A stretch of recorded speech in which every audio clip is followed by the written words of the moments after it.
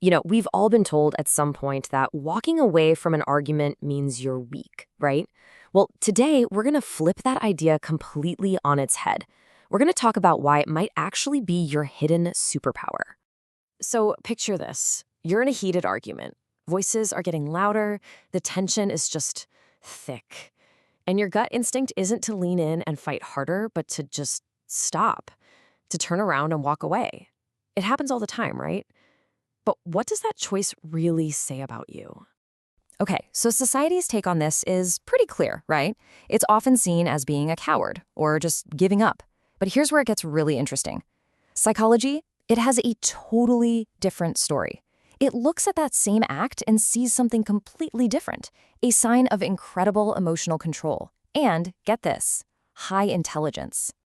And that brings us to our first big idea here, the power of the pause.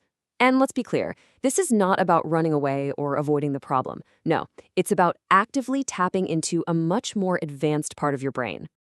Yeah, there's actually a term for this in psychology. It's called cognitive inhibition. And what's really key here is that it's considered a pretty rare skill. Think of it like this. It's the ability to hit a mental pause button right when that first wave of anger or defensiveness hits you, and instead consciously choose a more thought-out, logical response.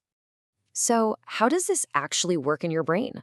Well, first, you've got the emotional trigger, right? Someone says something that just gets under your skin. But instead of immediately snapping back, this is where you create what's known as a mental gap.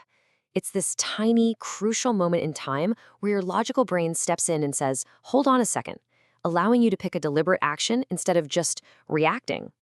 Okay, so what does this actually look like in real life? We're going to break down 5 key psychological signs that really show why stepping away is a massive sign of strength. All right, number 1, this is the big one, and it all comes back to that idea we were just talking about, cognitive inhibition. And let's be super clear here. This has nothing to do with being scared.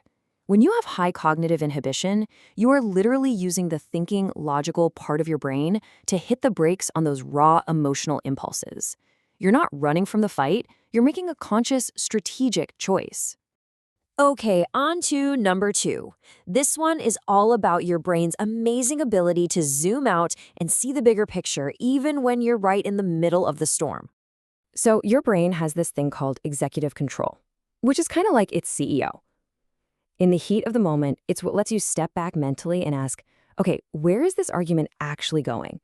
You realize that staying in this fight is just going to lead to total psychological burnout.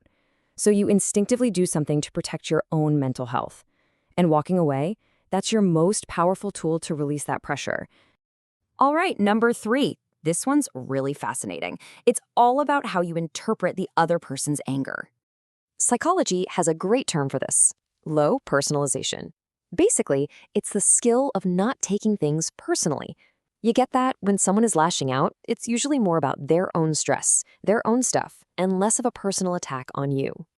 And you can really see the difference here. On one side, you have the impulsive reactor, who hears any disagreement and thinks they're disrespecting me. But the deep thinker, they're able to separate the person from the problem.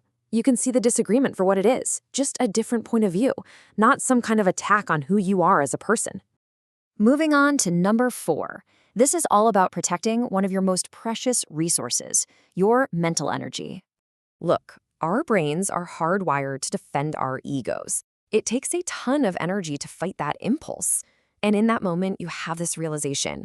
The other person is just reacting. They're not thinking. This conversation is going nowhere. So you make a smart choice. You decide to use your energy to stay in control of yourself instead of pouring it into a chaotic, pointless fight. And all of this leads us right into our 5th and final sign, which really gets into why the strength can be so misunderstood by other people.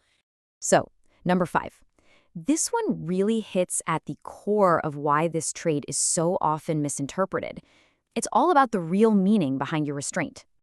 I bet this quote right here is going to sound really familiar to a lot of you. Your calmness is often mistaken for coldness, and your silence is mistaken for weakness. It's that classic misunderstanding, right? People see your calm and they think you don't care. They see your silence and they assume you've lost. But here's the powerful truth behind it. That restraint, it's not emotional distance. It's a massive sign of mental strength. It comes from a deep internal confidence that doesn't need to win an argument to feel okay. You're not looking for their approval because your sense of self, it's already solid. So when you put all of these 5 signs together, you start to see the real reason, the ultimate motivation for walking away. And let's just put this out there once and for all. It is not about giving up. No, it's about protecting your peace. That's what this all boils down to.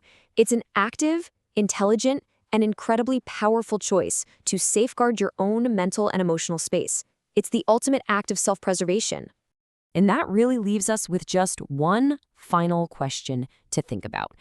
Knowing all this now, the next time you find yourself in that moment, the question is no longer, am I strong enough to win this fight? The real question is, what peace will you choose to protect?